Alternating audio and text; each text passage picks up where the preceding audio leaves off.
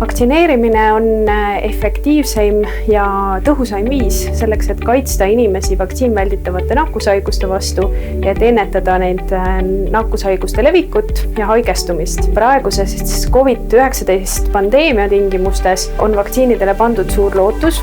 Kui mõni nendest vaktsiinidest müügiloani jõuab ja vaktsineerima hakatakse ja immuunkaitse kestus ja efektiivsus on piisavad, siis on tõesti olemas lootus, et vaktsineerimine mõjutab COVID-19 pandeemia käiku, võimaldab seda pidurdada teatud aja möödudes ja loodetavasti ka peatada. Eesti osaleb Euroopa Liidus algastatud COVID-19 vaktsiinide ühishanke protsessis ja see on väga oluline Eesti jaoks, sest see ühishanke protsess aitab tagada COVID-19 vaktsiinide kättesaadavuse nii Eesti jaoks kui ka teiste liikmesriikide jaoks, juhul kui mõni nendest vaktsiinidest müügiloani jõuab. Ja samuti sellises olukorras, kus kogu maailmas tegelikult vaktsiini soovitakse hankida, siis Euroopa Liidu ühtsus ja kõigi liikmesriikide ühine hankimine nendes tingimustes on eriti oluline ja loomulikult see aitab tagada lisaks kättesaadavusele ka potentsiaalselt paremad hinnad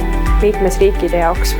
Koroonavaktsiinide ja ka loomulikult teiste vaktsiinide ja ka teiste ravimite puhul on eelnevalt vajalik saada müügiluba ja müügiloa taotlemiseks on vaja läbida kliinilised uuringud, põhjalikud katsed, kus uuritakse nii ohutust kui ka efektiivsust ja neid taotlusi hindab Euroopa Ravimiamet ja juhul, kui siis mõni vaktsiinidest müügiloa saab, siis on võimalik seda hakata kasutama.